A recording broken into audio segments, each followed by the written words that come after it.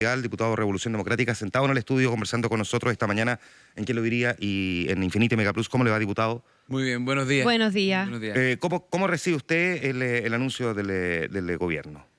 Estamos hablando de los 5.500 millones, ¿no? Sí, a propósito de eso, de que sí. no manejaba las cifras. Nunca más se te va a olvidar. No, si lo estuvimos revisando ayer.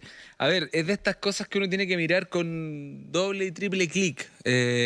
A primera mirada me parece razonable, me parece bien. O sea, es bastante evidente ver que vamos a entrar en un proceso económicamente contraído, donde existe el temor respecto a una posible recesión técnica. Claramente han habido pérdida de puestos de trabajo en este proceso de 6 semanas, pero que ya venían con indicadores económicos no muy alentadores desde antes. La proyección económica para el año ya no era buena antes. De hecho, uno podría hacer el cruce y decir, parte de la angustia de las familias era también por el alza en el costo de la vida, la no alza de los ingresos, del ingreso familiar y además una situación económica compleja en el país. Había aumentado el desempleo, o sea, lo veníamos anunciando desde hace tiempo y ahora nos explota en la cara. Entonces, me parece bien, estamos hablando de 5.500 millones, de los cuales más de 3.000 de ellos son gasto público, que son parte de lo que ya estaba comprometido en distintos programas del presupuesto, más otros dineros. Acá igual se abre un debate que a mí me parece que interesante, porque en alguna medida el gobierno lo que está haciendo es impulsar la creación de empleo. 100.000 puestos de trabajo para el próximo año a partir de este paquete, que también buscan de manera indirecta poder impulsar a otras áreas de la economía para que también puedan generar otros puestos de empleo.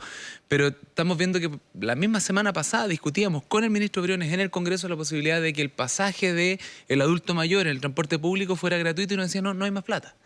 Y le decíamos, bueno, y el pasaje de los estudiantes, dado que los estudiantes fueron los que partieron, no hay más plata.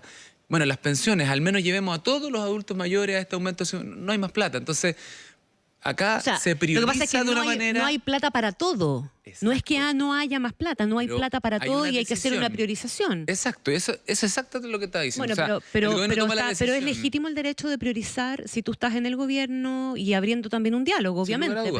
Sin lugar a dudas es legítimo, es parte del derecho que tiene el gobierno de tomar la decisión de dónde prefiere priorizar para poder impulsar la economía, por ejemplo. ¿Tú dónde hubieras priorizado? Sabiendo que los recursos son limitados, digamos. Sí, yo hubiese hecho un esfuerzo mayor con recursos fiscales en aliviar la vida de personas que claramente no tienen la capacidad de generar ingresos por otras vías, como los adultos mayores o como los estudiantes, por ejemplo, en el tema de la gratuidad del transporte público. Pero Pablo, estamos expuestos a que aparte de tener problemas de pensiones, tengamos más desempleados en la calle. Sí, estamos... Ese es el desafío del cual se está haciendo cargo el Ejecutivo en este minuto. Por supuesto, por eso digo, son esfuerzos complementarios. Yo hubiese privilegiado con recursos públicos a atender directamente a estudiantes y adultos mayores, por ejemplo, en transporte público, para generarles un alivio a ellos. Yo hubiese buscado otros mecanismos desde el Estado que hubiesen ayudado a la creación de empleo. Hay un tema de exenciones tributarias, hay otros esfuerzos que se pueden haber hecho también para poder impulsar el tema del empleo. Si yo comparto la preocupación de base de que la economía chilena no se puede contraer, no puede haber una recesión, si hay un decrecimiento de la economía, claramente eso lo vamos a pagar todo, eso va a ser un problema para el país y creo que hay que hacer esfuerzo ahí, pero con los recursos públicos de manera directa yo hubiese privilegiado agenda social. Ese es mi punto, porque además tengo la impresión de que la agenda social todavía no es abordada como tal. Hemos visto esfuerzos en algunas áreas por parte del gobierno mayores a los que había comprometido antes, pero todavía no existe una agenda social de verdad. ¿Pero un problema de paquete, es un problema de forma o es un problema total y absolutamente de fondo para ti? Porque medidas hay, efectivamente. Lo que pasa es que, y el propio Briones lo reconocía, no han sido bien comunicadas, la gente no tiene en la cabeza cuál es la cantidad de medidas que se han anunciado, muchas en los temas que tú mismo estás levantando. El ministro Briones ha hecho esfuerzos que, por ejemplo, el ministro Larraín nunca estuvo dispuesto ni siquiera a discutir. Y eso es algo que hay que reconocer. El ministro Briones ha tenido una actitud, una disposición y ha alcanzado acuerdos y ha hecho compromisos de una envergadura significativa. Supongo que eso está autorizado por el presidente de la República, por lo tanto uno puede reconocer que el gobierno ha hecho un esfuerzo respecto de lo que era su propia convicción, pero sigue siendo insuficiente, no para lo que yo quiero. Es cosa de mirar lo que ha dicho el foro económico, lo que han dicho distintos especialistas. El día de ayer leíamos una carta, no recuerdo ahora el profesor que la escribía, pero si Chile hoy día quisiera hacer un verdadero esfuerzo en términos de agenda social, tiene los recursos para hacerlo. Ha tenido una política de responsabilidad fiscal muy potente durante las últimas décadas que le permite a Chile poder hacer uso de los fondos soberanos o de incluso la capacidad de endeudamiento. Chile es uno de los 10 países con menos endeudamiento del mundo. Por lo tanto, todo eso está en carpeta. Exacto. Estamos elevando la Sí, deuda sí. pública, estamos aumentando el uso de los fondos también, estamos haciendo muchas de esas cosas. Es que de escuchar, es que yo creo que es importante a lo mejor, porque son más que matices. Si yo te escucho a ti, me da la sensación de que el gobierno no ha hecho nada de eso. Yo no quiero defender al gobierno, no es lo que he dicho. tenemos esto, tenemos eso y se está usando. Lo que pasa es que el punto es que a algunos les gustaría que se usara más y a otros les gustaría que se usara menos. Pero por algo el gobierno manda la señal que manda con este paquete económico. Tiene una preocupación. Sí, claro. Y tiene una preocupación que tiene que ver con una situación general económica del país, que también tiene que ver no solo con el problema de las empresas y la posibilidad de crear empleo, sino que tiene que ver sobre todo con el problema de las personas y las familias para llegar a fin de mes. Entonces lo que yo digo es, ok, el gobierno ha hecho esfuerzos, lo acabo de decir, reconozco el ministro Briones, entiendo que es una decisión del presidente también, cambian un poco sus prioridades, pero ¿sabes lo que le falta a este gobierno? Le falta audacia y le falta convicción en sus acciones. Son poco creíbles. Son poco creíbles porque da la sensación de que están en un permanente ajedrez. Lo que no significa que no estén haciendo cosas. Es importante Lo digo la diferencia. de nuevo, Sí. están haciendo cosas que incluso para ellos yo creo que son significativas y dolorosas, no son las que ellos habrían hecho. Sí. ¿Quién puede creer que un gobierno liderado por Chile Vamos, donde está la UDI, está contenta con cambiar la constitución de Jaime Guzmán? Y están disponibles a hacerlo, pero no lo están haciendo por convicción. Y se les nota cuando pasamos al paso 2 y decimos, bueno, veamos la posibilidad de incorporar a las mujeres de manera paritaria y empiezan a retroceder de inmediato porque en Ya, fondo... Pero, perdón, es que tengo una duda ahí. ¿Por qué tendrían que estar convencidos? Claro. ¿Quién Y lo dijo- importante es que lo hagan. No, es que voy a una cuestión más relevante. ¿Quién dijo que esa era la verdad revelada? Porque la posición de ustedes es una, la posición de la UDI es otra. Yo me pongo al medio, como entrevistador, y digo, ¿por qué hay como una cierta superioridad moral en ese discurso de que la de ustedes es una verdad revelada y la de la UDI no? Independientemente de cuál es la posición que tenga la UDI, están dispuestos, más allá de que tengan una convicción o no.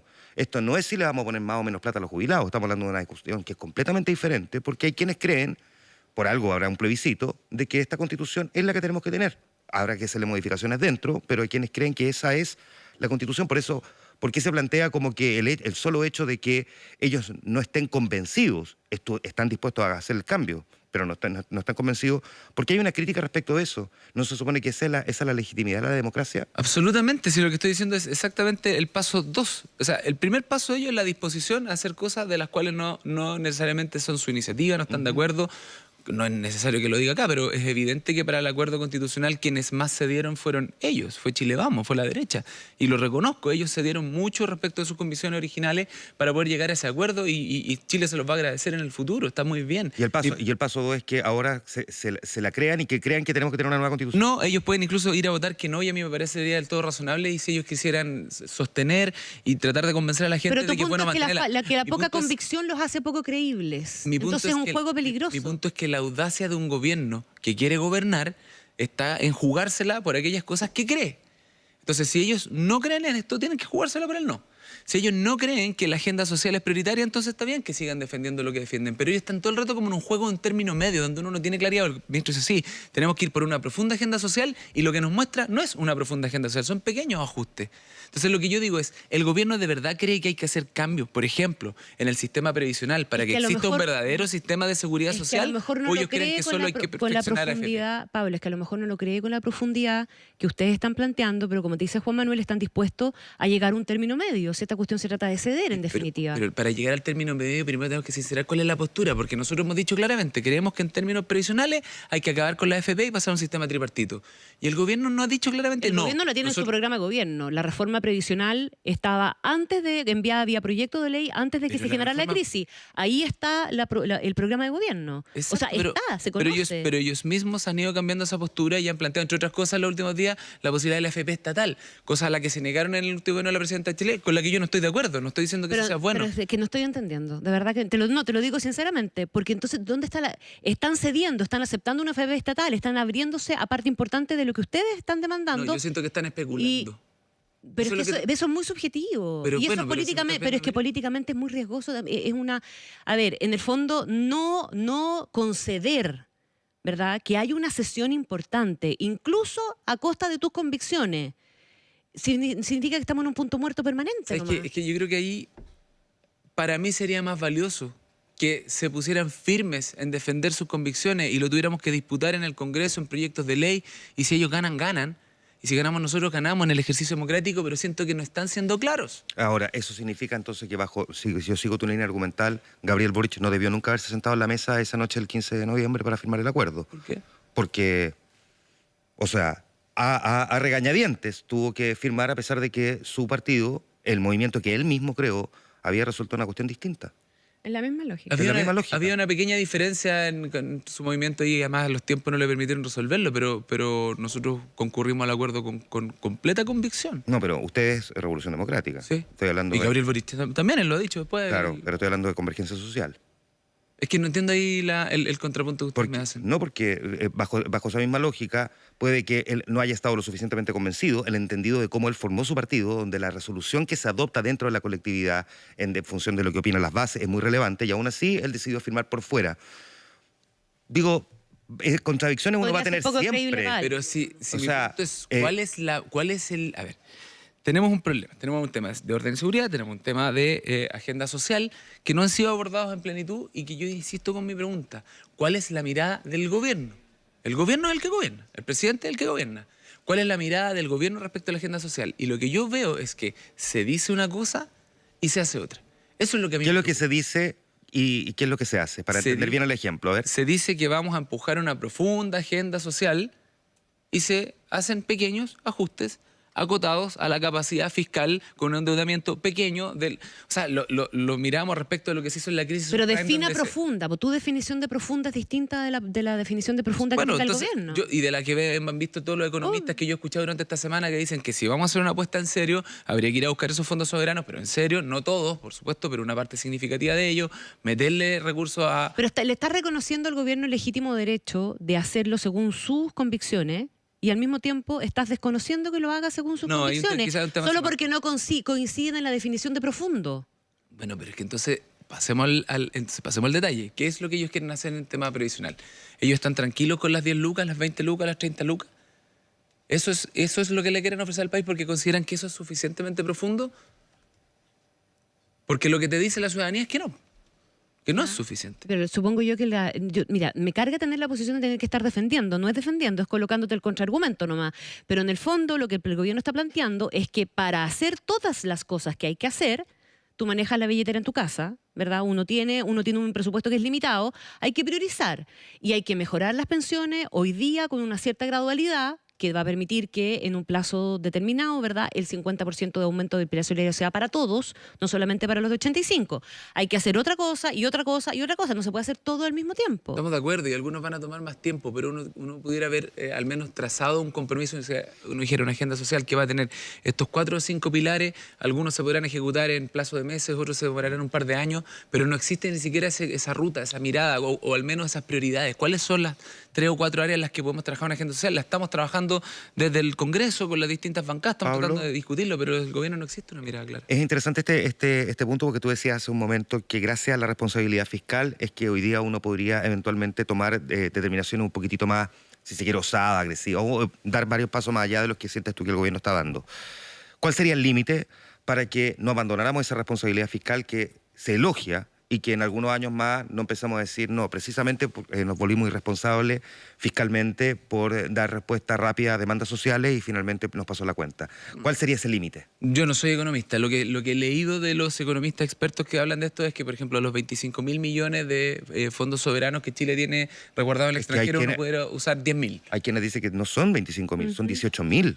Bueno. Entonces, una diferencia de 7.000 millones, en mi cuenta corriente serían gloriosos, pero una diferencia de 7.000 millones en cualquier cuenta es muy importante. Por supuesto, por eso yo digo, cuando yo no soy economista, digo, para poder dejar el punto de responsablemente, creo que esto lo tienen que ver quienes saben y son expertos, pero un rescate de ahí, un nivel de endeudamiento, el presidente Lago hablaba de subir a 45% el nivel de endeudamiento. ¿Cómo llegar a Ayer Rodrigo Valdés, exministro de Hacienda, conversando con nosotros en Mega Noticias Plus Prime, decía que le parecía que era muy riesgoso. Y él no es precisamente un ministro de derecha, proviene de la órbita, digamos, de la histórica concertación. Déjame preguntarte entonces, cuando tú dices, no soy economista, yo creo que, sin embargo, ¿cómo se pone el límite de pedir avanzar lo más rápido posible. Sin saber cuánto hay, además. Sin saber cuánto hay y cómo habría que gastarlo. Yo vengo esperando hace varios días ya, de parte del gobierno, la posibilidad de que se constituyan espacios de trabajo quizás similares a los que fue el de la nueva Constitución, donde creo que era muy razonable que fuera en el contexto del Congreso Nacional y de los partidos políticos de manera transversal el que esto se discutiera.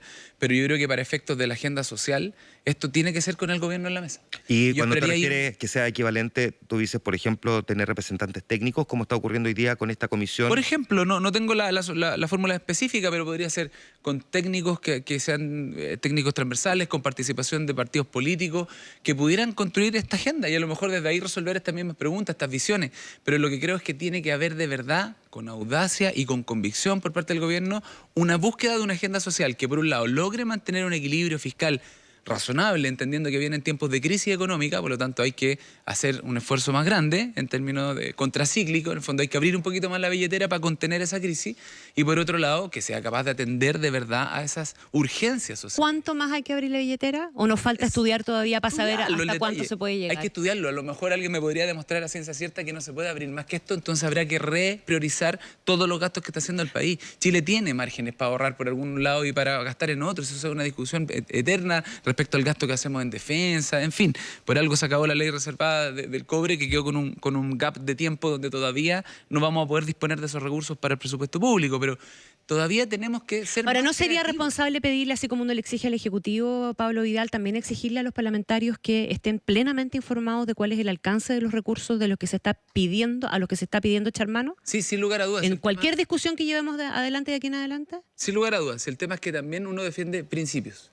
No, está bien, pero los Entonces, principios hay que financiarlos con algo. por supuesto, lo que y quiero para decir- pedir hay que saber cuánto hay. Incluso a veces no se trata de necesariamente cuánto se gasta, sino de cómo se gasta. Entonces a nosotros nos parece importante definir los principios respecto de cuál es el camino que queremos recorrer, por ejemplo, en temas previsionales. Si vamos a salir de la lógica de la capitalización individual a una lógica solidaria, definir esos principios y luego veremos, a lo mejor no se puede gastar más plata, pero con ese puro acomodo van a cambiar la situación actual y se nos va a generar un problema a 40, 50 años que tenemos que tener un plan para poder corregirlo en ese tiempo. Esos principios tampoco están concordados. Si tú dijeras hoy día cambiamos en este momento el sistema de capitalización individual a uno solidario, van a subir las pensiones. Si lo que están a decir los economistas es que el problema es que en 40 años más nos va a faltar plata, bueno, tenemos 40 años para poder ver cómo vamos a corregirlo en el futuro. El problema de 40 años más probablemente no va a ser ese, va a ser evidente. es quién va a tener empleo porque vamos a tener un reemplazo de la mano de obra por la robótica, la automatización. Que es una discusión que estábamos exacto, teniendo entonces- y como que quedó suspendida en el aire y se nos olvidó. Por Ya, eso bueno, no insisto con el olvidarlo. tema de la audacia y de la innovación y la convicción por parte del gobierno y nosotros también para discutir esos principios. Pablo, yo sé que no tengo claro tu agenda después. Y si Nos no, vamos, se nos un hizo- dato importante, nos vamos al Congreso Nacional de Santiago, una reunión con el bloque sindical de la Mesa de Unidad Social, estamos discutiendo precisamente este ¿A qué tema de hora la agenda ¿A qué hora social. esa reunión? Ahora a las 9. A las 9 ya, entonces no se nos puede quedar, Pablo. Ya, no era para invitarte a que siguieras conversando con nosotros, pero ya son las 8:30. Pero te queremos agradecer el que haya estado nuevamente sentado con nosotros también conversando aquí en el estudio. Muchas gracias. Pablo Vidal, Gracias. de Revolución Democrática, diputado de la República, en diálogo con quién lo diría. Muchas gracias, Pablo.